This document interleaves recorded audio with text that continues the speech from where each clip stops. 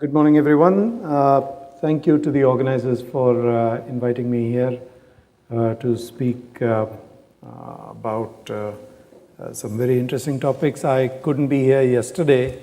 I heard the ministers spoke very nicely, and there was quite a lot of good discussion, which I missed, mainly on the demand side, which coming as an energy efficiency person as well as a renewables person certainly interests me. And you'll probably see some of that in my short presentation. So I've been asked to speak a little bit about the role of the utility in decentralized generation. And to do that, I thought I'd speak about what is the threat that the utilities are facing, which is why they would want to change in the first place. Why is it that change is even required? What is the role of decentralized generation in the story in India in particular? I'll take the example from locally. And some possible solutions that people are looking at, utilities are looking at.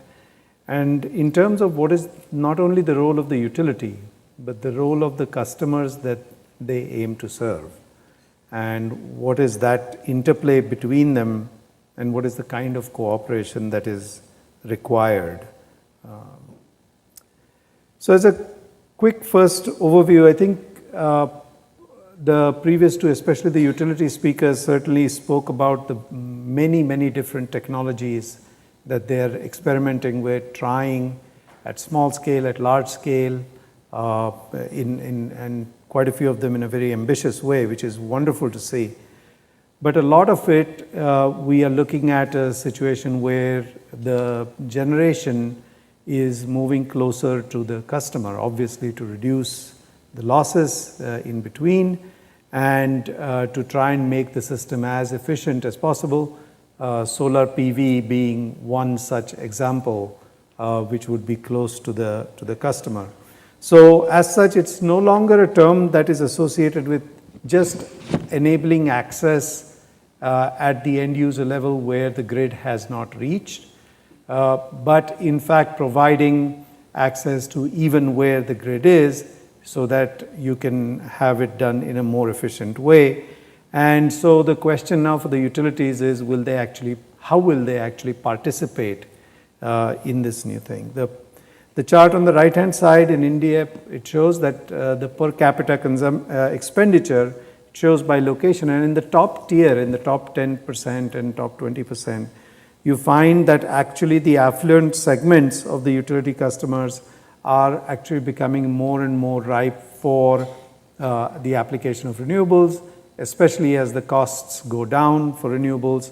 These segments, customer segments, become perfect opportunities for cherry picking in a way for the solar companies away from the utilities. So therefore the utilities have to take note, because those are their prized customers. As such, even with that said, in India, there's a lot of still market out there where there's a lot of unelectrified India still. Over 230 million people are still unelectrified.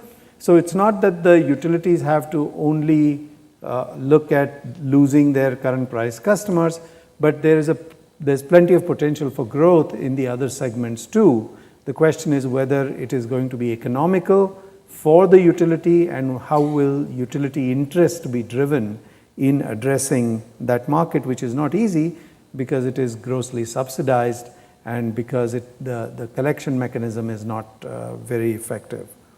As such, some of the other speakers have already told how in fact the prices for solar in particular, which is scaling very quickly, the technologies are moving quickly, where the levelized costs and even to some extent the first costs are dramatically reducing to the point where in many states in India, especially for the high price customers like the commercial and industrial customers, it is becoming a much more of a ready target and option for these decentralized or distributed generation solutions. In India, we are already over the 1 gigawatt mark. I think the ambition is to go much higher. The India's INDCs from COP21 say that we will have over 100 gigawatts that we will look at in solar, plus another 60 plus gigawatts in wind. And quite a bit of this will come from not only rooftops, but other large integrated systems also.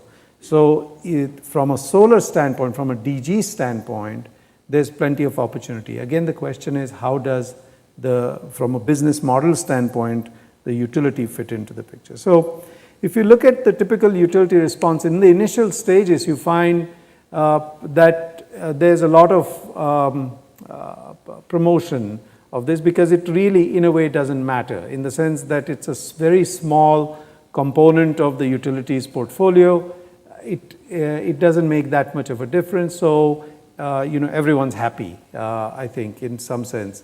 And a lot of the systems are subsidized in any case. The utility business model is not by itself impacted. And we're sort of in that supportive stage still in India, with very high ambitions of going to the 100 gigawatts. As we start growing, as you found in other places like Germany and so on, it starts becoming a little uncomfortable when a lot of the load, and especially the priced customers, start going away. And that's when it's a bit of an uncomfortable phase in the life of a utility, where they have to face the reality that either they oppose this or they participated in it in some way. And the question is, how do you do that? The last one can be disruptive. Now, my colleague put that face on there, so I don't think it has to be that way. But certainly you can have issues that are related to stranded contracts and the rapid erosion of a customer base, which I'm sure utilities are very deeply concerned about. And we've seen this evidence not only in India, but through research in various countries, that this seems to be the general trend of behavior. So how can utilities be a part of the solution when they have an obligation to serve? So fundamentally, they are a supply-oriented institution. And I know a number of the sessions yesterday were about demand, but there is a certain conflict of interest there, because the utilities are intended to supply kilowatt hours. The old argument is, why should I try and increase efficiency of the end user? Because I'm trying to sell kilowatt hours, so it adds to my top line. So why should I even do that? That's why demand-side management programs have problems of implementation. But as these renewables come into the picture, as different mechanisms for integrating efficiency into the picture come in, it is going to become necessary for the utilities to actually participate with their customer, to get to know the needs of the customer, not only from, as the poll showed, selling kilowatt hours only, but getting to know what is the energy needs of the customer in the first place. So from that standpoint, in India, there are various things that are currently going on. One is, of course, like many other countries, we have feed-in tariffs, wherein how does the utility participate in that in a proactive way? I don't think we've solved that yet, but certainly these are some mechanisms that come up. A standard offer program has been tried in Pondicherry, down below, where in fact the customer becomes the producer. So the savings are shared when efficiency is improved by the end user, because the utility also benefits if they in fact treat the customer as a producer. So the customer is actually paid for that, similar to the FIT, where the renewable energy production by the customer is paid for by the utility. So that kind of participation of the utility with the customer is an interesting phenomenon. And the last one is also things like thermal interventions. And I saw the slide on the replacement strategies from China, especially looking at electric boilers is a good example. In India, we have, at the domestic level, all the kilowatt boosters, the 2 kilowatt boosters that we use, the geysers for heating our water. In fact, the analysis shows that other means of thermal efficiency improvement, whether it comes from solar thermal, which is also an end-use renewable option, and even gas or even hybrids of that, are perhaps far, far more efficient than electricity. So I'm not sure if I necessarily buy the argument of a wholesale replacement of the system with electricity per se, because I think there are thermal needs where, again, what is the electric utilities participation in a non-electric application is an interesting question that I think utilities may have to deal with at some point in time. And there are some examples of that in India.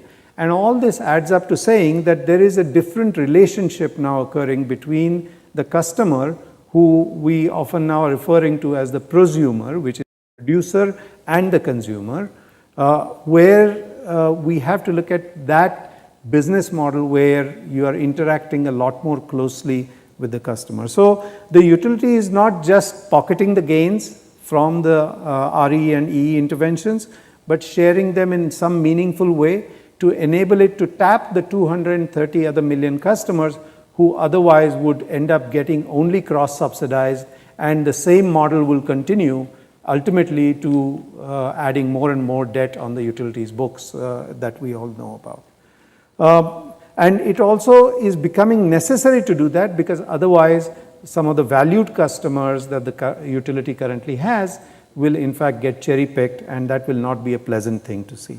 So what are the options? One is that the utility can morph into an energy service company. It's a difficult thing to do, but we are talking about difficult changes that need to be made in the utility structure, not only in India, but in many, many countries outside. But there are other things. One of the other presenters talked about how, in fact, utilities can learn more about their own customer needs through better data analytics to understand the customer consumption patterns. What is the actual need of the customer, instead of pushing the same quality of electricity to all customers for all purposes, for all end users. I'm not sure if that single answer meets the needs of the utility itself. Certainly, it may not meet the needs of the customer. And then lastly, there is a fantastic role that the utilities can play in terms of aggregating customers. So we are doing a lot of work at WRI to look at aggregating customer demand for renewable energy. So we're working with commercial industries and so on to actually put together and aggregate renewable demand, so that in fact we can have proactive engagement with these customers and go beyond business as usual. So there are other opportunities. I won't dwell on this too long in terms of time, and I will end this here, but there are several opportunities that will come up along the way. Thank you.